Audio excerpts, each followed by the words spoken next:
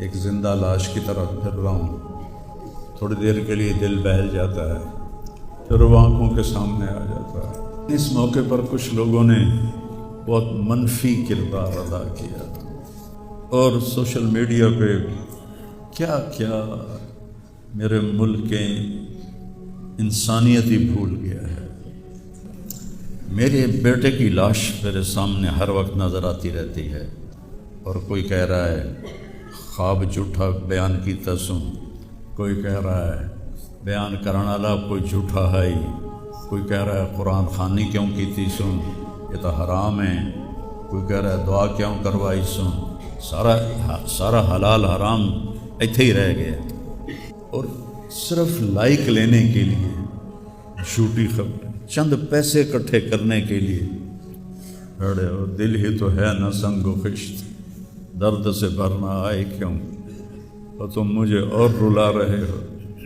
شرم ہی نہیں آتی لوگ کم بختاں نوں 4 ٹکے یا سستی شہرت لین واسطے. شکر ہے بہت لوگوں نے تعزیت کی، لیکن اس موقع پر کچھ لوگوں نے بہت منفی کردار ادا کیا. میں ایک جوان بیٹے کی میت اٹھا رہا ہوں اور اس کو قبر میں اتار رہا ہوں، اور سوشل میڈیا پہ کیا کیا میرے ملک کے انسانیت ہی بھول گیا ہے. اسلام کو پتہ نہیں کیا بنا دیا ہے. اسلام تو آتا ہے جب نبی کی زندگی سامنے ہوتی ہے. تو کوئی خوابوں پہ تبصرے کر رہا ہے، اور کوئی میرے اوپر تنقید کر رہا ہے، کوئی میرے بیٹے کو کہہ رہا ہے مولوی کے بیٹے نے خودکشی کر لی. تو بتاؤ میرے اوپر کیا گزری ہوگی اس سے.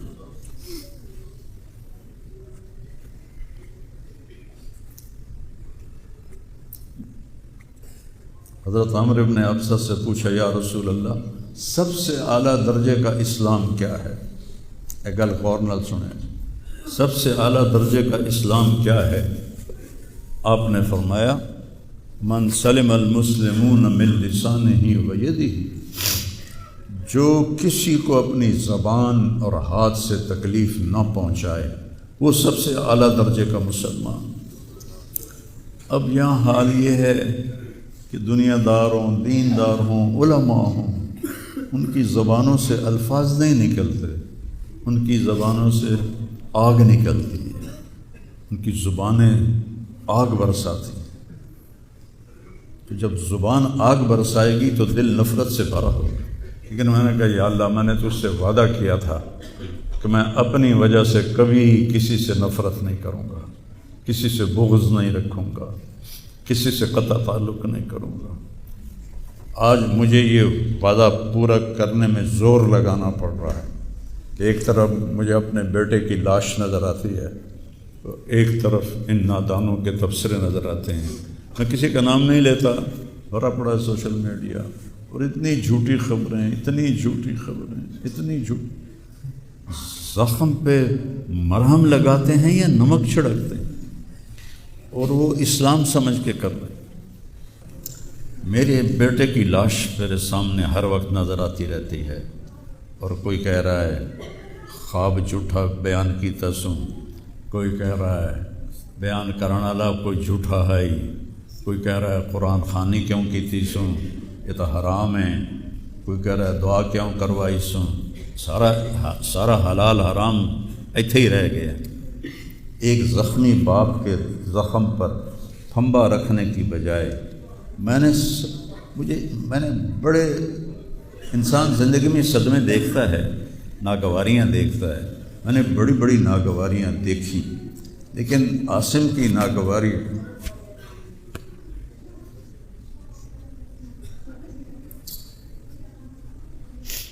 عاصم لا انساک ما ذر شارق وما ناہ عمر الحمام المطوقہ عاصم قلبی کل یوم ولیلۃ الیک بما تخفی النفوس معلقہ. یہ حضرت عبداللہ بن ابو بکر کے اشعار ہیں جو میں نے تھوڑی تبدیلی کے ساتھ آپ کو ذکر کیے ہیں کہ اے عاصم، جب تک سورج چمکتا رہے گا تیری یاد میرے اندر تازہ ہوتی رہے گی، میں تمہیں کبھی بھلا نہ پاؤں گا۔ اے عاصم، دن ہو یا رات ہو، تیری یادوں سے میرا بسیرا ہو رہا ہے۔ میرا دل تجھ میں دن میں بھی اٹکا ہوا ہے، رات کو بھی اٹکا ہوا ہے۔ یہ اس وقت میری حالت ہے۔ تو میں اس کانپتے ہاتھ کو دیکھتا ہوں، پھر یہ شعر پڑھتا ہوں، ترکت ابا کا مرعشۃ یدا، تو نے کس حال میں باپ کو چھوڑا کہ اس کے ہاتھ کانپ رہے ہیں، وَأُمُّكَ لَا تُسِيغُ لَهَا شَرَابًا، اور تیری ماں کا سینہ اتنا گھٹ گیا ہے کہ اس کے اندر پانی بھی نہیں جا رہا، جو سب سے آسانی سے چلا جاتا ہے۔ یہ کیفیت ہو ماں باپ کی، اور کوئی مولانا اٹھ کے تبصرے کر رہا ہو، کوئی مفکر اٹھ کے تبصرے کر رہا ہو، بتاؤ میرے پر کیا گزری ہو۔ اس لیے میرے نبی نے فرمایا کہ زبان کو روکنا ساری شریعت کا خلاصہ ہے۔ دین بیان کرتے ہوئے جن کی زبانیں زہر بن جائیں اور شعلے برسائیں، ان کو بھگتنا پڑے گا آخرت میں۔ میں نے اپنا حصہ معاف کر دیا، میں کہ یا اللہ میں نہیں چاہتا، میری توبہ کہ میری وجہ سے تیرے محبوب کی کسی امتی پر کوئی تکلیف آئے، میں نے سب معاف کر دیا۔ لیکن اللہ کا نظام تو چلتا ہے، اور صرف لائک لینے کے لیے جھوٹی خبریں، چند پیسے اکٹھے کرنے کے لیے، وہ یہ نہیں جانتے کہ ایک باپ کا زخمی جگر اور کتنے زخم گہرے ہو جائیں گے تمہارے چند پیسوں کے لالچ، اور کرنے کو کوئی باتیں ہیں نہیں، اور جو اس قسم کی واہیات بولتا ہے اس کو لوگ سنتے بہت، کوئی مثبت بات کرتا ہے تو اس کو سنتا کوئی نہیں۔ میں نے اپنا دکھ آپ کے ساتھ شیئر کیا ہے، اور آپ کو نصیحت کرتا ہوں اپنی زبان کی حفاظت کر۔ میرے نبی نے کبھی ممبر پہ کھڑے ہو کر کسی کو برا بھلا نہیں کہا، عبداللہ بن ابی کو بھی برا بھلا نہیں کہا، مجلس میں بیٹھ کر کسی کو برا نہیں کہا، اور تو یہ کرتا ہے، مرتے دم تک آپ نے یہ کسی کو نہیں کہا۔ کسی کی کمی بھی دیکھی تو نظریں جھکا لی، اس کی کمی کو اچھالا نہیں۔ ہمارے ہاں، ہمارے خطیبوں کے ہاں یہ دین بن چکا ہے کہ ان کے سامنے میرے نبی کی سیرت نہیں ہے۔ تو میں آپ کے سامنے ہاتھ جوڑتا ہوں، ویسے بھی کسی کو اپنی زبان سے دکھ نہ دیا کرو۔ چہ جائے کہ ایک جوان بیٹے کی موت کا غم لیے ایک زندہ لاش پھر رہی ہو، اور اس کو پتھر مارے جائیں، اور اس پر اپنے غصے کو نکالا جائے، بڑے دکھ کی بات ہے بھائی، بڑے درد کی بات۔ یہ ہماری قوم کی گراوٹ کی انتہا ہے، گراوٹ کی میں تو اس وقت پاگل تھا، جہاں سے مجھے کسی نے جھوٹا خواب بھی سنایا تو میں نے تسلی لی کہ شکر ہے میرا بیٹا، جوان بیٹے کو اللہ نہ تو اٹھاون دے ویلا وکھاوے، اللہ تو اٹھاون دا ویلا نہ وکھاوے۔ یہ تو جو تار سے نکلی ہے وہ تو ان سب نے سنی ہے، جو ساز پہ بیت گزری ہے وہ کس دل کو پتہ ہے۔ یہ تو وہی جانتا ہے جس پہ یہ صدمہ گزرتا ہے، وہی جانتا ہے جس کا جگر ٹوٹے ٹوٹے ہوتا ہے۔ اوروں کو کیا پتہ کہ اولاد، جوان اولاد کا، اور میرا بچہ یہ اتنا نیک تھا، کبھی غیبت نہیں کرتا، کبھی غیبت نہیں کرتا، کسی سے نفرت نہیں کرتا تھا، کسی کی غیبت کرنے نہیں دیتا تھا، کسی کی برائی کرنے نہیں دیتا تھا۔ یعنی اس کی آپ بات سنو کہ یا اللہ، جن جن لوگوں نے پاکستان کو لوٹا ہے اس میں جتنا میرا حصہ لوٹا ہے میں نے سب کو معاف کیا۔ ایسے اخلاق والا بچہ میرا مر جائے اور مجھ پر تان و طنز ہو رہا ہو، قرآن خوانی کیوں کرائی، کوئی کفر کر دیتا ہے، اسلام ہی چوں نکل گیا۔ یہ دیوبندی بریلویوں نے آپس میں لڑ کے پوری امت کا دھولیا بگاڑ کے رکھ دیا۔ خطیبوں نے، میں صحیح علماء کی بات نہیں کر رہا، خطیب چاہے دیوبندی کے ہوں، چاہے اہل حدیثوں کے ہوں، چاہے وہ بریلویوں کے ہوں، چاہے وہ شیعوں کے ہوں، سوائے نفرت کی آگ بھڑکانے کے ان کے پاس اور کوئی موضوع کوئی نہیں۔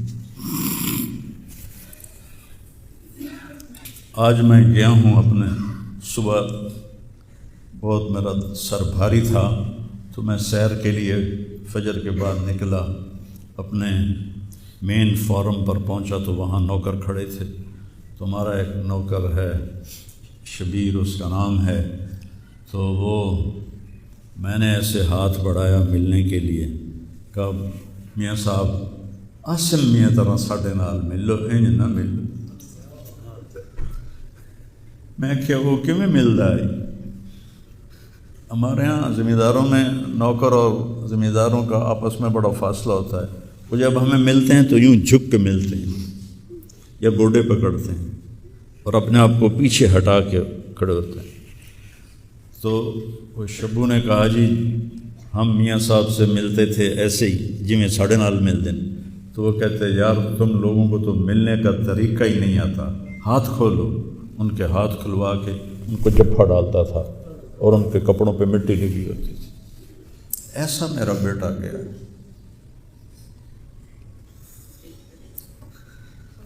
نوکر کے منہ سے نوالا نکال کے اپنے منہ میں ڈال کے کھا لیتا تھا۔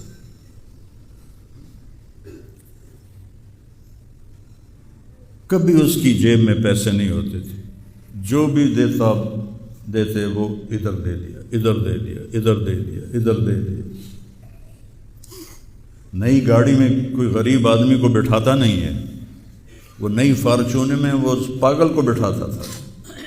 یہ بھی مذاق بنا دیا لوگ، ہائے ہائے ارے وہ دل ہی تو ہے نہ سنگ و خشت، درد سے بھرنا آئے کیوں اور تم مجھے اور رلا رہے ہو۔ اس کو بھی مذاق بنا دیا۔ وہ ابھی بھی زندہ ہمارے گاؤں میں جائیں ویکھنا جا کے ویکھ لو۔ اور اس نے کہا کہ میرے رب نے میری بخشش کر دی اس ملنگ کی خدمت کی وجہ سے۔ کسی پاگل دے کپڑے وٹامنا، ناوامنا، وہ دے وال کٹامنا، وہ دے نو کٹامنا، ایک زمیندار دے بیٹے دا اے کوئی سوکھا کام؟ وہ دے ماں پیو نان کر دے۔ اتنا غریبوں سے اس کو پیار تھا اور سخاوت کوٹ کوٹ کے بھری تھی، اور نوکروں کو بھی بھائی کہہ کر بلاتا تھا۔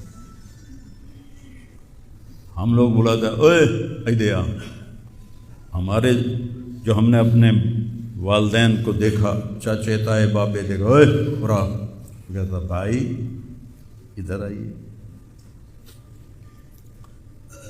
یہ وجہ ہیرا بندے دا کھڑی جاوے تو دا کیا بس شرم ہی نہیں آتی لوگ کم بختاں نوں 4 ٹکے یا سستی شہرت لین واسطے